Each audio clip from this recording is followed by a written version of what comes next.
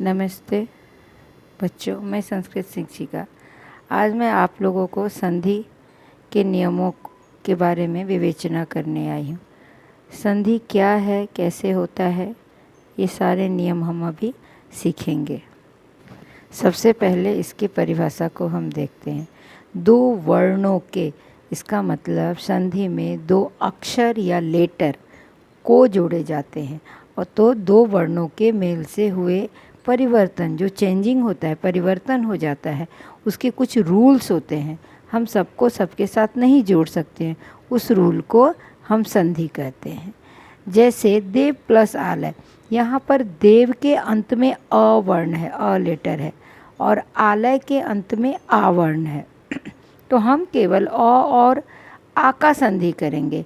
हम पूरे देव या आलय शब्द से हमें संबंध नहीं है, केवल अ और आ को ही लेंगे। यहाँ हमने अ और आ को मिलाकर आ कर दिया है, तो हमने देखा कि दो वर्ण को मिलाकर आ किया गया है। दो लेटर को जोड़कर एक लेटर बनाया जाता है। ये सारे संधि में नहीं होते हैं, कहीं पे एक लेटर के बदले कुछ और आता है और दूसरा लेटर सेम होता है, कहीं पे कुछ वर्ण का लोप हो जाता है। अब हम देखते हैं संधि के कितने भेद हैं। तो संधि के 3 भेद होते हैं: स्वर संधि, व्यंजन संधि, विसर्ग संधि। स्वर संधि में स्वर के साथ स्वरों का ही मेल होता है, अर्थात अ से औ तक आपस में मेल करते हैं और दोनों मिलके एक वर्ण बन जाता है, एक लेटर बन जाता है। स्वरों के साथ स्वरों का ही मेल होगा। व्यंजन संधि में व्यंजन के साथ स्वर या व्यंजन का मेल होगा, अर्थात व्यंजन क से ह, पहले शब्द के अंत में क से ह तक हो सकता है और बाद में स्वर या व्यंजन हो सकता है। विसर्ग संधि में स्वर या व्यंजन दोनों होंगे। फर्स्ट वर्ड के लास्ट में विसर्ग होना आवश्यक होगा और उसके बाद स्वर भी हो सकते हैं और व्यंजन भी हो सकते हैं। स्वर संधि के 7 भेद होते हैं, जिनमें हम 5 पढ़ेंगे: दीर्घ, गुण, वृद्धि, अयादि, यन, पूर्व रूप और पर रूप संधि। अब हम आगे पढ़ेंगे दीर्घ संधि। दीर्घ संधि में क्या होता है? दीर्घों का मेल होता है।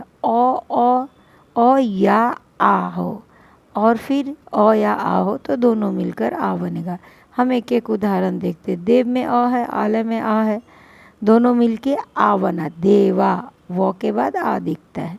फिर विद्यालय, विद्या में आ है, आलय में आ है, दोनों मिलके आ बना। राम में अ है और पठत में अ है, दोनों मिलके आ बना। लता में आ है और फिर अ है, दोनों मिलके आ बना। मतलब कोई भी तरफ अ हो या आ हो, जोड़ के आ ही बनता है। लेकिन संधि अलग करते समय हमें ध्यान रखना है कि उसकी स्पेलिंग सही हो। देव में देवा हम नहीं लिख सकते हैं, विद्या में विद्य नहीं लिख सकते हैं, रामा नहीं लिख सकते हैं, लता में लत नहीं लिख सकते। हमारी स्पेलिंग सही होनी चाहिए। विग्रह करते समय, विग्रह मतलब अलग करते, संधि विच्छेद करते समय हमें ध्यान में रखना है कि हमारे सही शब्द हो। दूसरा संधि उसी में का दूसरा भाग है ऊ। कोई भी तरफ ऊ हो, कोई भी ऊ हो, बड़ी ऊ छोटी ऊ, दोनों ऊ मिलाकर बड़ी ऊ बनता है। भानु में छोटी ऊ, उदय में छोटी ऊ, दोनों मिलकर भानु में भानुदय में बड़ी ऊ। उसी तरह आगे भी है। तीसरा है ई, कोई तरफ ई हो, दोनों मिलकर बड़ी ई बनता है।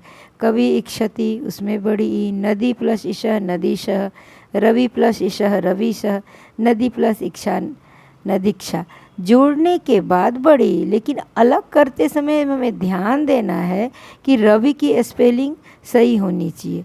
फिर आगे एक संधि है कोई तरफ री हो, बाद में दीर्घ री होता है। ये कंप्यूटर के फॉन्ट में नहीं है लेकिन ये दीर्घ री।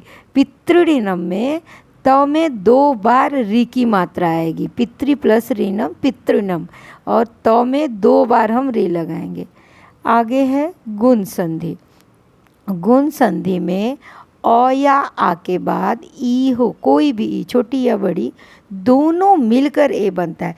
ये भी हमें ध्यान में रखना है कि दोनों मिलकर एक लेटर बनता है। महा प्लस ईशः महेशः, आ प्लस ई ए हो गया। राम प्लस ईशः ईश्वर रमेश्वरः। फिर आगे है आ के बाद अगर री हो तो अर बन जाएगा। हम आगे देखेंगे, वहाँ प्लस ऋषि, महा आ है, फिर री है, दोनों मिलके अर बन गया। अर में ह से हमने आ हटा लिया तो ह हलंत में आ गया। फिर हमने अर आगे लगाया तो ह में अर आ गया, तो र ऊपर चला गया तो अर बना। फिर हम देखते हैं वर्षा। वर्षा में आ है और री, ऋतु, री, आ और री दोनों मिला के हमें बीच में अर बनाना है। तो वर्षा का आ हटा लिया, श हलंत में रहा, लेकिन बाद में आ और री के बदले में अ लगाना है हमें, अर, अ। तो वर्ष में फिर अ आ गया तो श पूरा हो गया, तो ऊपर चला, र ऊपर चला गया तो वर्ष, ऋतु।